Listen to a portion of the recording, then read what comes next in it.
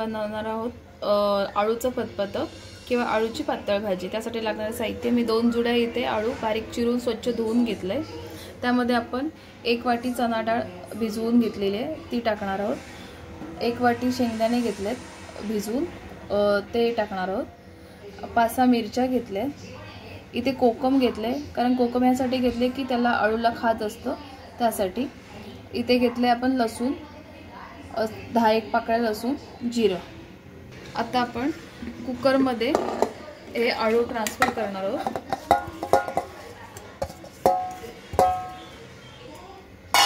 त्यामध्ये आपण ही चणा डाळ टाकणार आहोत, शेंगदाणे, 2-3 मिरच्या याच्यामध्ये टाकणार आणि बाकीच्या आपण फोडणीला द्यायच्या। आता हे भिजेल एवढंच पाणी थोडंसंच टाकायचं, जास्त पण पाणी टाकायचं नाही कारण का मग आळू शिजला जात नाही। 1 तांब पाणी टाकले आणि आपण कुकरला 7-8 शिट्ट्या देणार आहोत। आपला कुकर उघडून बघूया कसं शिजलंय ते। बघा हे शिजलंय, तर आपण ते रवीने थोडंसं घाटून घ्यायचं, असं घोटून घ्यायचं।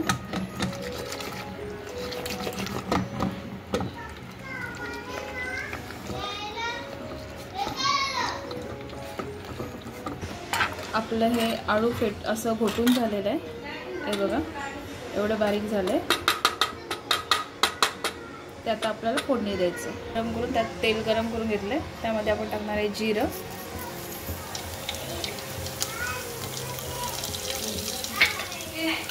लसूण खूप जास्त टाकायचा ठेचून, जो त्याच्यावरची चव असते।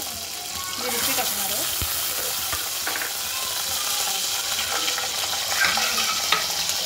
चांगलं परतून घ्यायचं। लाल झाली की त्याच्यामध्ये आपले जे आळू शिजवून घेतलंय बारीक करून ते याच्यामध्ये फोडणीला द्यायचं। मैत्रिणींनो, यामध्ये लसणाची फोडणी खूप महत्त्वाची आहे। लसणामुळे टेस्ट येते आणि यामध्ये आपल्याला कोकम टाकायचं आहे कारण खाज येऊ नये म्हणून। ह्याच्यामध्ये चिंचेचा कोळ पण टाकू शकता किंवा थोडा गूळ टाकू शकता, पण आम्हाला गूळ आवडत नाही त्याच्यामुळे मी टाकत नाही। कोकम टाकले आणि त्याच्यामध्ये 1 चमच हळद टाकायची।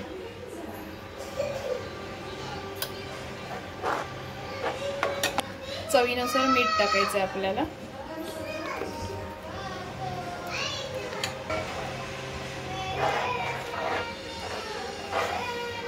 तुम्हाला जसं घट्ट पातळ जसं पाहिजे त्याप्रमाणे आपण पाणी टाकून घ्यायचं। पण आता हे आपण आळूचं फतफतं हे मीडियमच आपलं घट्ट असतं, जास्त पातळ पण नसतं। याच्यामध्ये तुम्ही उकडायला टाकता त्यावेळेला मकाही टाकू शकता, मक्याने पण छान टेस्ट येते। उपवासाचं ज्या वेळेला आपण आळू करतो त्यावेळेला त्याच्यामध्ये चण्याची डाळ न टाकता त्याच्यामध्ये मका टाकायचा, हळद वगैरे नाही टाकायची, मग छान लागतं आळू। उपवासाला खाऊ शकतो ते आळू। आपल्या आळूला छान असा कड आलाय, मस्त शिजले असं हिरवगार आळू। मैत्रिणींनो, अशा पद्धतीने आपल्या आळूचं फतफतं किंवा आळूची भाजी, पातळ भाजी रेडी आहे।